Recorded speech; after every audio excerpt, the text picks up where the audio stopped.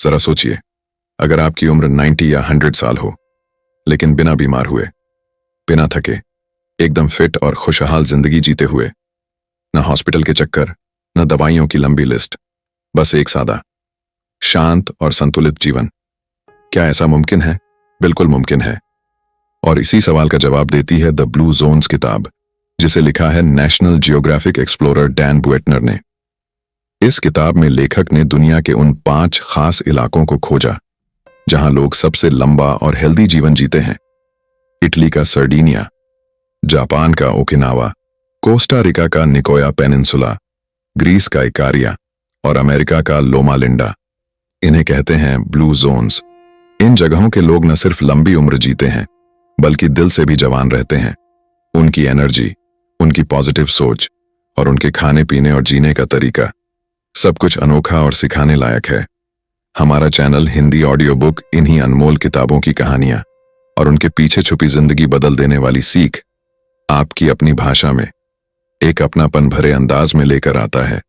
चाहे आप किसी शहर की हलचल में हो या गांव की मिट्टी से जुड़े हों, ये कहानियां आपको हर जगह छू जाएंगी। क्योंकि हम सिर्फ किताब नहीं सुनाते, हम आपके दिल से जुड़ते हैं, आपकी जिंदगी से। हर चैप्टर में हम आपको उस संस्कृति, उस खान पान, उस लाइफस्टाइल से रूबरू करवाएंगे जिससे आप भी अपनी जिंदगी में पॉजिटिव बदलाव ला सकें और एक लंबी, खुशहाल और हेल्दी लाइफ की तरफ कदम बढ़ा सकें।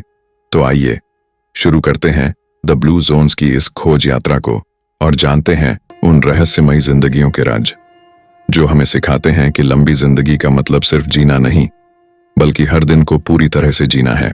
Chapter 1, the secrets of a long life. जब डैन बुएटनर ने यह रिसर्च शुरू की कि दुनिया के कुछ लोग बाकी लोगों की तुलना में इतनी लंबी और स्वस्थ जिंदगी कैसे जी लेते हैं, तो उनके सामने एक बात बहुत स्पष्ट हो गई। यह किसी एक दवा, महंगी हेल्थ स्कीम या जिम वर्कआउट का नतीजा नहीं था, बल्कि यह एक खास तरह की जीवन शैली का परिणाम था।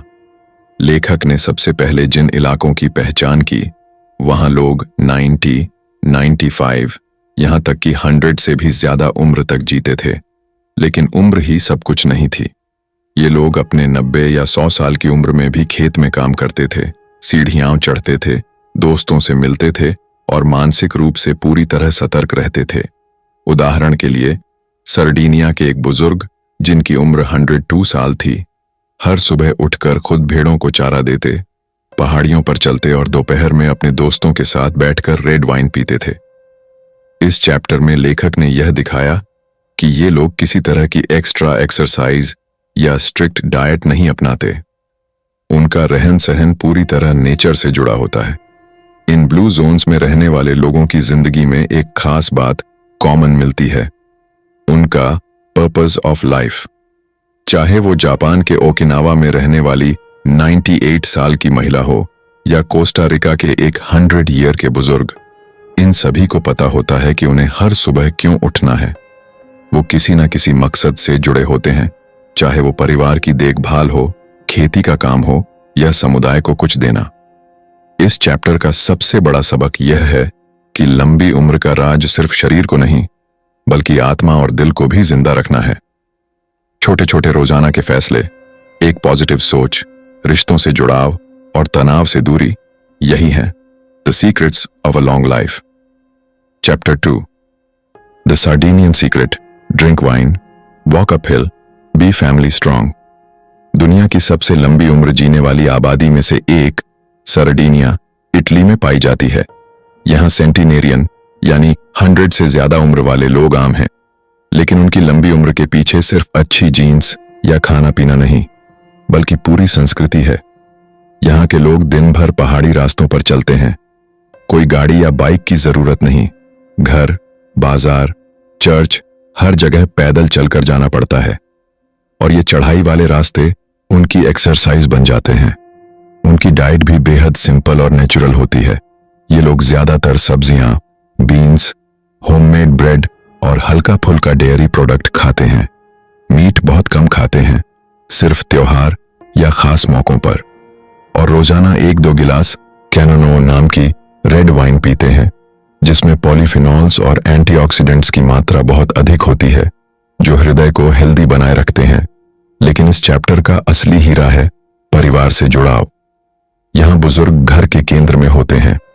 वो सिर्फ अनुभव का खजाना नहीं बल्कि परिवार का सम्मान होते हैं।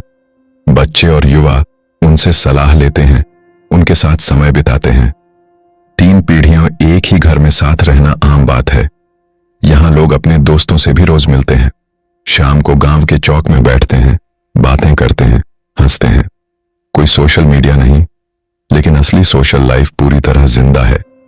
डैन बुएटनर इस चैप्टर में दिखाते हैं कि अगर आप चलना, रिश्तों को निभाना और हल्का फुल्का जीना अपनी लाइफस्टाइल बना लें तो लंबी उम्र कोई सपना नहीं बल्कि एक साइड इफेक्ट बन जाती है। सरडीनिया हमें सिखाता है कि लंबी उम्र सिर्फ शरीर की ताकत से नहीं बल्कि भावनात्मक जुड़ाव, रूटीन और सामूहिक जीवन से मिलती है। Chapter 3 the Okinawa way, eat less, bond more, live long. अब लेखक हमें ले जाते हैं जापान के एक सुंदर और शांत द्वीप ओकिनावा में। यह द्वीप सिर्फ अपनी प्राकृतिक सुंदरता और संस्कृति के लिए नहीं बल्कि यहाँ रहने वाले लोगों की लंबी, स्वस्थ और खुशहाल जिंदगी के लिए जाना जाता है। ओकिनावा के लोग दुनिया के सबसे पुराने, सबसे शांत और सबसे संतुलित जीवन जीने वालों में गिने जाते हैं। खासकर यहाँ की महिलाएं जिनकी उम्र 100 से भी पार होती है और वे फिर भी खेती करती हैं, खाना बनाती हैं और हंसते हुए कहानियां सुनाती हैं। इस चैप्टर में डैन बताते हैं कि ओकिनावा की सबसे पहली और अनमोल ताकत है हारा हाचिबू। यह एक पुरानी जापानी परंपरा है जिसमें भोजन करते समय व्यक्ति पेट के पूरे भरने से पहले ही खाना रोक देता है, यानी सिर्फ 80% पेट भरना है, न उससे ज्यादा। इससे पेट और शरीर पर कोई ज्यादा दबाव नहीं पड़ता और डाइजेशन बेहतर होता है। यहाँ के लोग ज्यादातर खाना खुद अपने खेतों में उगाते हैं। उनके खाने में स्वीट पोटैटो, टोफू, हरी सब्जियां, समुद्री पौधे और सोया प्रोडक्ट्स शामिल होते हैं। बहुत कम मीट और ऑलमोस्ट न के बराबर प्रोसेस्ड फूड। उनका खाना जितना सादा होता है उतना ही पोषक भी। लेकिन ओकिनावा का असली खजाना है मोआई। यह एक पारंपरिक सामाजिक व्यवस्था है जिसमें 5 से 7 लोग आजीवन एक दूसरे से जुड़े रहते हैं, चाहे बीमारी हो, आर्थिक तंगी हो या अकेलापन। मोआई के सदस्य हमेशा एक दूसरे का सहारा बनते हैं। डैन बताते हैं कि ऐसे रिश्तों की गहराई ही इन लोगों की मानसिक और भावनात्मक मजबूती का कारण है। यहाँ के लोग गार्डनिंग करते हैं, हर दिन थोड़ी फिजिकल एक्टिविटी करते हैं, सुबह सूरज उगने से पहले उठते हैं और हर दिन किसी छोटे मकसद के साथ जीते हैं। ओकिनावा में इकिगाई यानी जीवन का उद्देश्य हर इंसान की जिंदगी का हिस्सा होता है। लेखक ने यहाँ की 98 साल की एक महिला से बात की जो रोज सुबह उठकर अपने छोटे से गार्डन में काम करती है, फिर बच्चों के लिए खाने में मदद करती है और दोपहर को अपनी मोआई ग्रुप के साथ बैठकर हंसी मजाक करती है। उसकी आंखों में चमक थी और चेहरे पर मुस्कान। यही है ओकिनावा का तरीका, कम खाना, ज्यादा जुड़ाव और लंबा जीवन। Chapter 4 the 100-year diet, what the world's longest lived people eat. इस चैप्टर में लेखक हमें उन 5 ब्लू जोन्स की खानपान संबंधी आदतों का गहराई से विश्लेषण करके बताते हैं जहां लोग 100 साल या उससे भी ज्यादा जीते हैं। डैन बुएटनर यह दर्शाते हैं कि भले ही ये लोग अलग अलग देशों, संस्कृतियों और भाषाओं से आते हैं, जैसे Italy, Japan, Costa Rica, Greece और अमेरिका, लेकिन उनके खाने के तरीकों में कुछ बेहद सामान्य और शक्तिशाली समानताएं हैं। सबसे पहली बात यह है कि इन सभी स्थानों के लोग लगभग 95% प्लांट बेस्ड भोजन करते हैं, यानी उनका डाइट फल, सब्जियां, होल ग्रेन्स, बीन्स, नट्स और सीड्स से भरा होता है। मीट का सेवन बहुत कम किया जाता है और अगर किया भी जाता है तो वह हफ्ते में 1 या 2 बार, वह भी बहुत थोड़ी मात्रा में। दूसरी अहम बात यह है कि ये लोग खाना कभी भी जल्दी में नहीं खाते। उनके खाने का अनुभव धीमा, शांत और एक सामाजिक प्रक्रिया होता है। ओकिनावा में हारा हाचिबू का सिद्धांत अपनाया जाता है, जिसका मतलब है तब तक खाओ जब तक पेट 80% भर जाए। सरडीनिया में लोग रेड वाइन के साथ धीरे धीरे खाना खाते हैं। कोस्टा रिका के निकोया क्षेत्र में बीन्स और मक्के से बने हल्के और पौष्टिक भोजन का चलन है, जिसे प्यार और समय के साथ पकाया और खाया जाता है। डैन बताते हैं कि ब्लू जोन्स के लोग बीन्स को अपने डाइट का प्रमुख हिस्सा मानते हैं, चाहे वो गार्बंजो बीन्स हों, सोयाबीन्स, ब्लैक बीन्स या लेंटिल्स। ये सभी बीन्स प्रोटीन, फाइबर और मिनरल्स से भरपूर होती हैं, जो शरीर को लंबे समय तक ऊर्जा देती हैं और डाइजेशन को संतुलित रखती हैं। एक और बात जो सभी ब्लू जोन्स में आम पाई गई, वो यह कि यहाँ के लोग ज्यादातर अपने भोजन को स्वयं उगाते हैं या स्थानीय रूप से खरीदते हैं। प्रोसेस्ड फूड, डिब्बा बंद चीजें और मीठे पेय का सेवन लगभग ना के बराबर है। इन इलाकों में लोग दिन भर में 2 से 3 बार खाना खाते हैं। सबसे भारी भोजन सुबह का नाश्ता होता है, दोपहर का भोजन मध्यम और रात का भोजन सबसे हल्का। इससे उनका शरीर प्राकृतिक सर्केडियन रिदम के अनुसार कार्य करता है, जिससे पाचन बेहतर और नींद संतुलित रहती है। डैन ने यह भी देखा कि भोजन केवल एक निजी क्रिया नहीं, बल्कि सामाजिक जुड़ाव का माध्यम भी है। परिवार के साथ बैठकर खाना, दोस्तों के साथ मिल बांटकर खाना, यह सब मानसिक और भावनात्मक संतुलन को बनाए रखने में मदद करता है। इस चैप्टर का सबसे गहरा संदेश यह है कि दीर्घायु सिर्फ जीन या एक्सरसाइज से नहीं आती। द 100-year डाइट कोई फैंसी ट्रेंड या अचानक अपनाई गई डाइट नहीं है। यह तो सदियों से चली आ रही एक परंपरा है, जहां खाना शरीर को पोषण देने के साथ साथ रिश्तों को मजबूत करने और जीवन को अर्थ देने का भी माध्यम बनता है। Chapter 5, community, how the people around U shape your life. इस अध्याय में डैन बुएटनर हमें एक ऐसी सच्चाई से रूबरू कराते हैं जो अक्सर नजरअंदाज की जाती है। आप किन लोगों के बीच रहते हैं, वही तय करते हैं कि आप कितने साल और किस तरह की जिंदगी जिएंगे। ब्लू जोन्स में रहने वाले लोग कभी अकेले नहीं होते। उनका पूरा जीवन समुदाय के साथ जुड़ा होता है। यहाँ हर व्यक्ति, चाहे बच्चा हो या बुजुर्ग, किसी न किसी सामाजिक रिश्ते का हिस्सा होता है। डैन बताते हैं कि ओकिनावा में बच्चों को बचपन से ही मोआई में जोड़ा जाता है। 5 से 7 दोस्तों का ऐसा समूह जो जीवन भर साथ निभाता है। अगर किसी को आर्थिक संकट हो, बीमारी हो या अकेलापन महसूस हो, मोआई के लोग हमेशा उसके साथ खड़े रहते हैं। यह जुड़ाव न सिर्फ सुरक्षा देता है, बल्कि मानसिक और भावनात्मक ताकत भी। सरडीनिया में गांव के लोग शाम को चौपाल में बैठते हैं, हंसते हैं, गाते हैं और एक दूसरे के दुख सुख में शामिल होते हैं। यहाँ कोई भी इंसान अजनबी नहीं होता। लोमा लिंडा में 7th डे एडवेंटिस्ट्स हर हफ्ते एक साथ पूजा करते हैं, सामूहिक खाना खाते हैं और एक दूसरे की जिम्मेदारी लेते हैं। यह साझा जीवन उन्हें विश्वास, दिशा और सहारा देता है। डैन यह भी कहते हैं कि ब्लू जोन्स में वीक सोशल टाइज नहीं, बल्कि स्ट्रॉन्ग सोशल बॉन्ड्स होते हैं, यानी रिश्ते गहरे और भरोसेमंद होते हैं।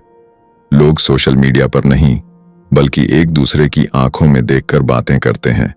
लेखक बताते हैं कि वैज्ञानिक शोधों में यह साफ हो चुका है कि जिन लोगों के सामाजिक रिश्ते मजबूत होते हैं, वे न सिर्फ मानसिक रूप से स्वस्थ रहते हैं, बल्कि उनका इम्यून सिस्टम बेहतर होता है, हार्मोन संतुलित रहते हैं और उनका जीवन तनाव मुक्त होता है।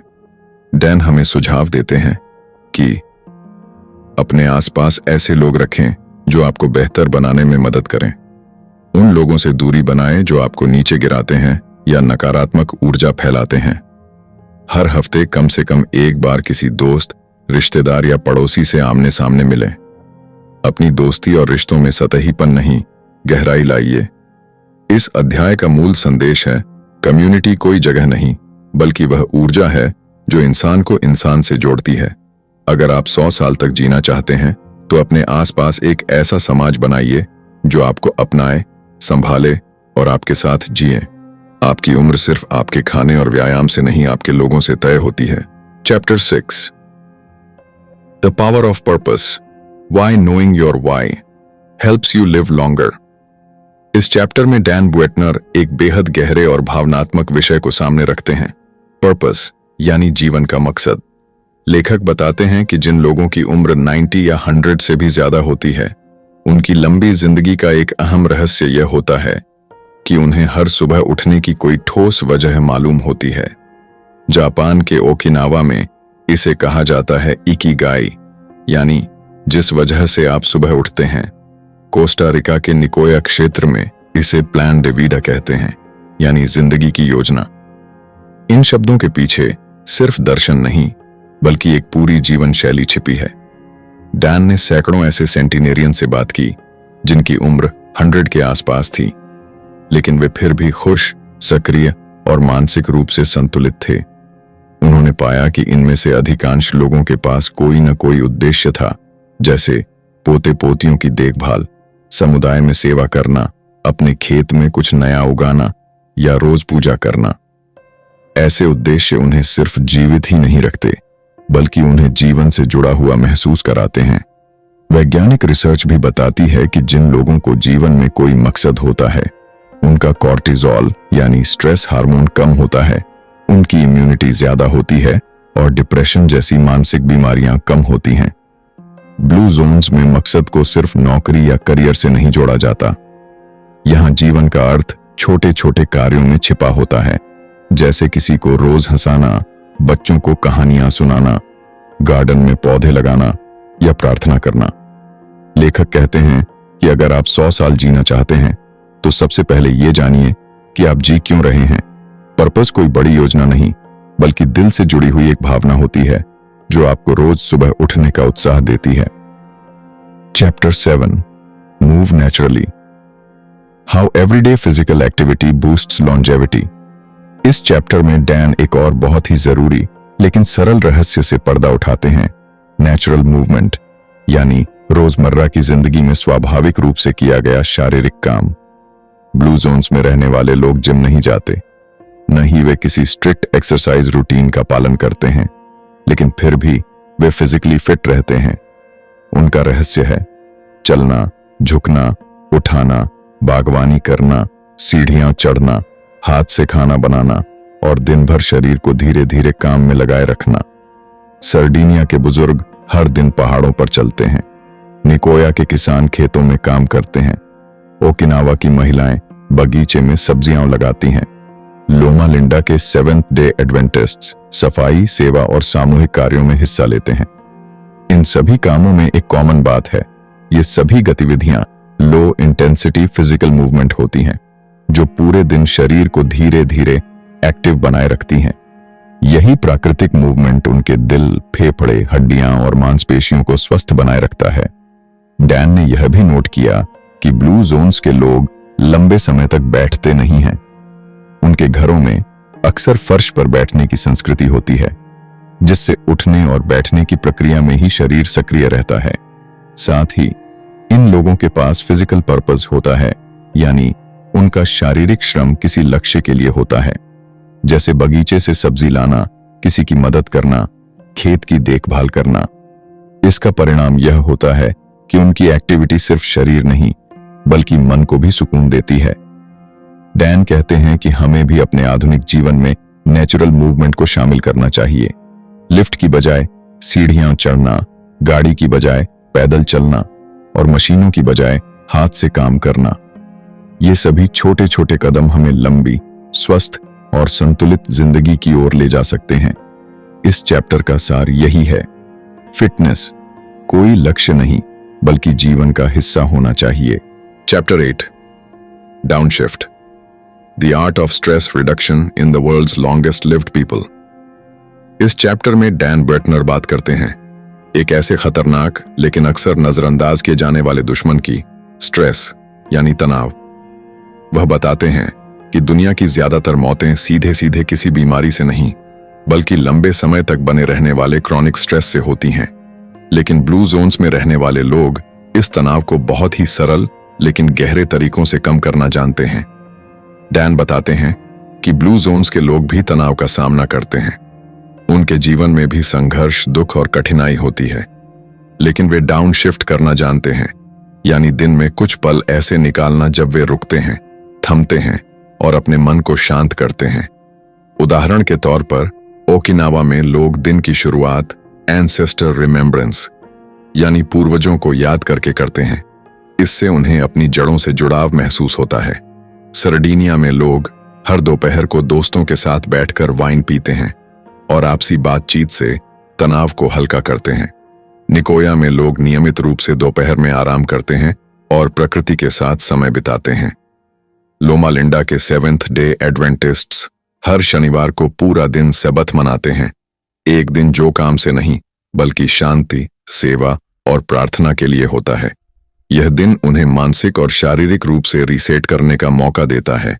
डैन बताते हैं कि जब आप हर दिन तनाव जमा करते हैं लेकिन उसे बाहर नहीं निकालते, तो वह शरीर के भीतर सूजन, इन्फ्लेमेशन बढ़ाता है, जिससे हार्ट डिजीज, डायबिटीज, कैंसर और डिप्रेशन जैसे रोग जन्म लेते हैं। लेकिन जब आप डाउनशिफ्ट करते हैं, यानी धीमा जीते हैं, ध्यान करते हैं, रिश्तों से जुड़ते हैं और खुद को समय देते हैं, तो आप सिर्फ लंबी नहीं बल्कि हल्की और संतुलित जिंदगी जीते हैं। इस चैप्टर का संदेश साफ है, तेज दौड़ने से नहीं, रुकने से जिंदगी बचती है।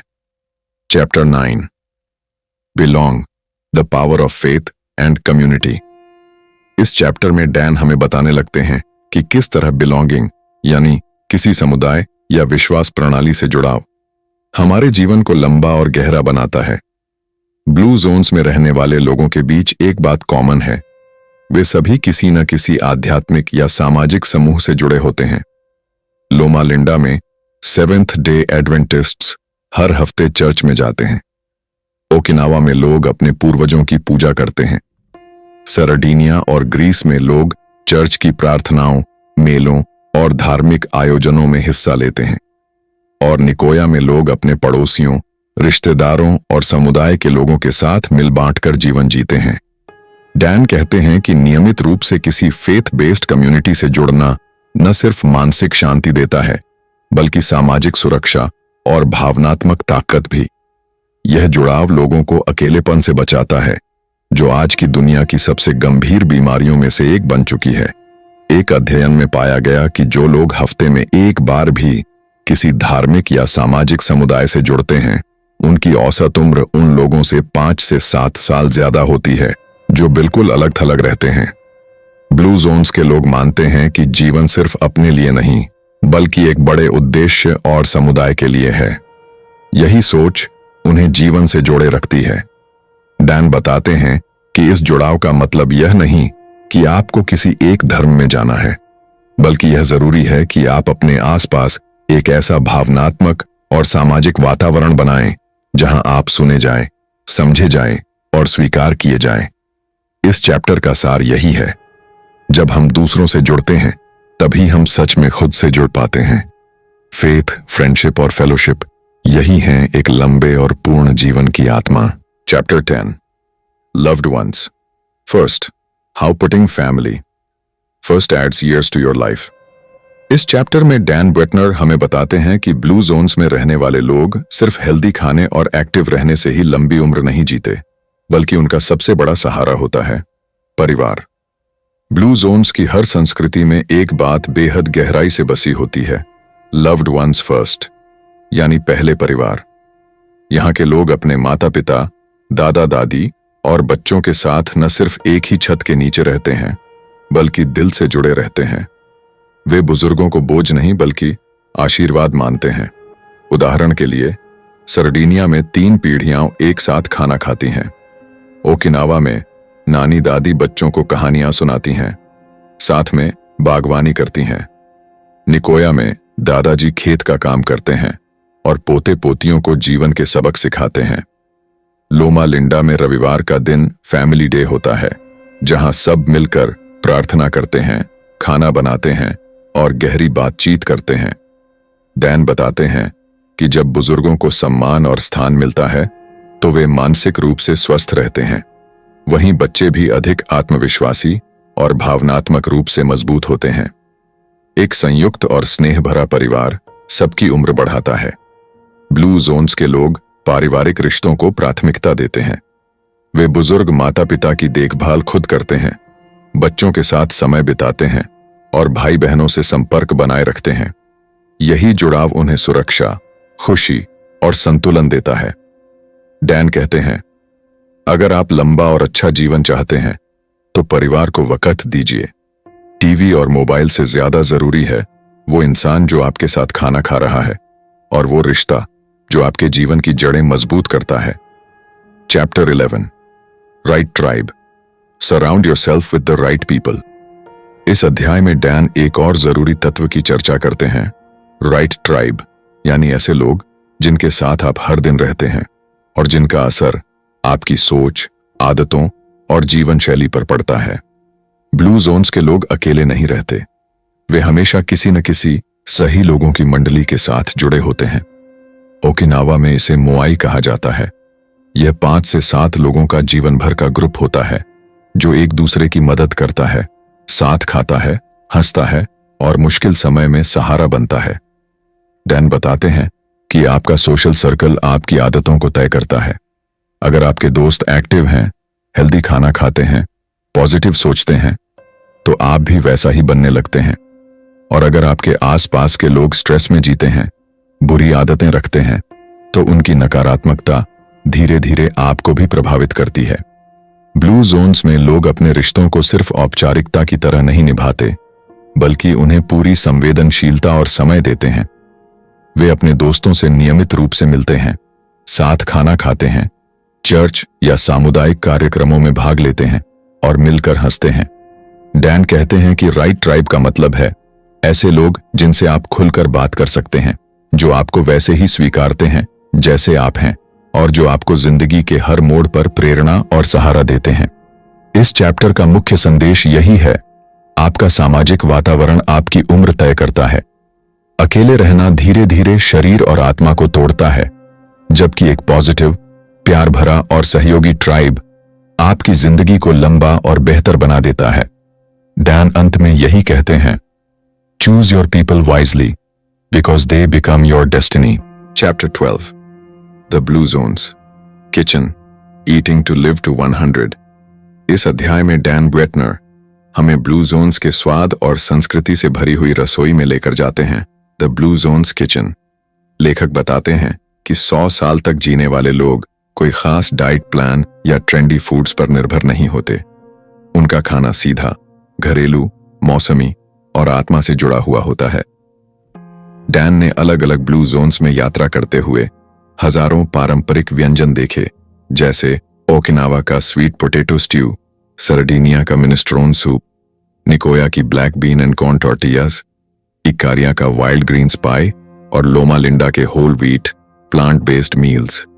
इन सभी व्यंजनों की खास बात थी, उनमें कोई भी प्रोसेस्ड चीज नहीं थी।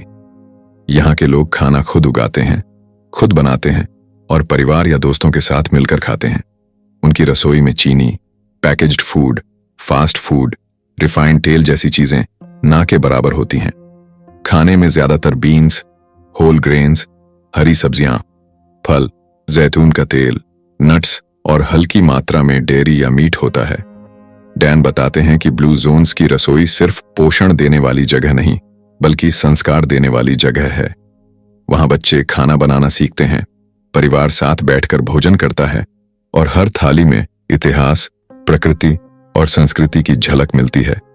इस चैप्टर में लेखक हमें यह समझाते हैं कि अगर हम अपनी रसोई में कम लेकिन शुद्ध खाना बनाना शुरू करें, तो हम अपने शरीर को ऊर्जा, संतुलन और लंबी उम्र दे सकते हैं, बिना किसी महंगे सप्लीमेंट या डाइट चार्ट के।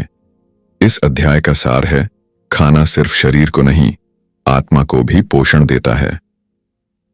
Chapter 13 the blue zones challenge, putting longevity lessons to work. इस अध्याय में डैन ब्वेटनर हमें एक स्पष्ट और प्रेरणादायक आमंत्रण देते हैं, द ब्लू जोन्स चैलेंज। अब तक के सभी चैप्टर्स में जो कुछ सीखा गया, अब उन्हें अपनी जिंदगी में लागू करने का समय आ गया है। डैन कहते हैं कि लंबी उम्र का रहस्य किसी एक आदत, एक व्यायाम या एक डाइट में नहीं छिपा है। यह तो छोटे छोटे रोजमर्रा के निर्णयों में है। कैसे हम चलते हैं, क्या खाते हैं, किसके साथ समय बिताते हैं और दिन की शुरुआत किस सोच से करते हैं। ब्लू जोन्स की सबसे ताकतवर बात यह है कि वहां सिस्टम को डिजाइन किया गया है, यानी व्यक्ति को फिट रहने के लिए अलग से मेहनत नहीं करनी पड़ती, बल्कि उनका माहौल, समाज और संस्कृति ही उन्हें हेल्दी बनाए रखती है। इस चैप्टर में डैन बताते हैं कि अगर हम भी अपनी लाइफ को ब्लू जोन्स की तरह डिजाइन करना चाहते हैं, तो हमें कुछ सरल लेकिन प्रभावशाली कदम उठाने होंगे। अपने किचन से प्रोसेस्ड फूड्स हटाएं, खाने की थाली में बीन्स, हरी सब्जियां और होल ग्रेन्स बढ़ाएं। हर दिन 15 से 30 मिनट पैदल चलें, दोस्तों और परिवार के साथ अधिक समय बिताएं तनाव को कम करने के लिए मेडिटेशन या कोई डाउनशिफ्ट रूटीन अपनाएं। अपने जीवन का मकसद खोजें और उसे रोज जिए। किसी समुदाय या समूह से जुड़ाव बनाकर रखें। डैन यह भी बताते हैं कि ब्लू जोन्स की सफलता का राज यह नहीं कि लोग कोई आदर्श बनने की कोशिश करते हैं, बल्कि वे अपने वातावरण और आदतों को ऐसा बनाते हैं कि अच्छा जीवन अपने आप संभव हो जाता है। इस अध्याय का अंत एक खूबसूरत विचार से होता है। अगर आप 100 साल तक जीना चाहते हैं तो आपको आज से वैसे जीना शुरू करना होगा। ब्लू जोन्स की सच्चाई यही है कि लंबी उम्र कोई चमत्कार नहीं, बल्कि सोच समझकर जी गई साधारण जिंदगी का असाधारण परिणाम है। Chapter 14 your blue zone, building a life that leads to longevity. इस अंतिम अध्याय में डैन ब्वेटनर पाठक को एक गहरी आत्ममंथन से भरी हुई दिशा में ले जाते हैं। योर ब्लू जोन यानी अब सवाल यह नहीं है कि दुनिया के ब्लू जोन्स में लोग कैसे जीते हैं, बल्कि यह कि आप अपनी जिंदगी को ब्लू जोन जैसा कैसे बना सकते हैं। डैन कहते हैं कि ब्लू जोन्स कोई जादू की जगह नहीं है। वहां रहने वाले लोग भी आम इंसान ही हैं, लेकिन उनकी संस्कृति, समुदाय, आदतें और सोच इस तरह से डिजाइन होती हैं कि वे स्वाभाविक रूप से लंबी और संतुलित जिंदगी जीते हैं। और यही काम हम भी कर सकते हैं, अपनी जिंदगी के चारों ओर ब्लू जोन की तरह का एक वातावरण बनाकर। लेखक इस अध्याय में हमें 7 प्रमुख क्षेत्रों की ओर ध्यान देने को कहते हैं। Environment, purpose, movement, food, family, community और माइंडसेट। इनमें छोटे छोटे बदलाव करके हम अपने जीवन की दिशा बदल सकते हैं। डैन हमें प्रैक्टिकल सुझाव देते हैं। अपने घर में ताजा सब्जियां और फल दिखने वाली जगह रखें ताकि हेल्दी खाने की प्रेरणा बनी रहे। हर हफ्ते एक दिन ऐसा रखें जिसमें आप टेक्नोलॉजी से दूर सिर्फ अपने परिवार या दोस्तों के साथ समय बिताएं। चलने को अपनी जीवन शैली का हिस्सा बनाइए। गाड़ी की बजाय पैदल चलना, लिफ्ट की जगह सीढ़ियां चुनना। अपने पर्पस को पहचानिए और उसे किसी कागज पर लिखिए ताकि हर दिन याद रहे कि आप क्यों जी रहे हैं। ऐसे दोस्तों का समूह बनाइए जो आपको सकारात्मक दिशा में प्रेरित करें। एक राइट ट्राइब। दिन में कुछ मिनट शांत बैठकर श्वास पर ध्यान केंद्रित कीजिए। यह तनाव को घटाने का सबसे सरल तरीका है। डैन यह स्पष्ट करते हैं कि ब्लू जोन कोई गंतव्य नहीं, बल्कि एक जीवन शैली है। एक ऐसी जीवन शैली जो आप अपने घर, अपने मोहल्ले, अपने गांव या शहर में भी अपना सकते हैं, चाहे आप भारत में हों, अमेरिका में या दुनिया के किसी भी कोने में। अध्याय का अंत बेहद आत्मीयता से होता है। लंबी जिंदगी का राज बड़ी बड़ी चीजों में नहीं छिपा होता, बल्कि रोजमर्रा की उन छोटी आदतों में होता है जो दिल से निभाई जाती हैं। डैन आपको आमंत्रित करते हैं कि आप भी अपने जीवन को ब्लू जोन बना लीजिए। ऐसा जीवन जहां लंबाई तो हो ही, लेकिन गहराई और अपनापन भी हो। Your blue zone begins with you. आपने अभी सुनी द ब्लू जोन्स किताब की पूरी कहानी हमारी आवाज में। आपके अपने हिंदी ऑडियो बुक चैनल पर यह किताब एक सफर की तरह थी।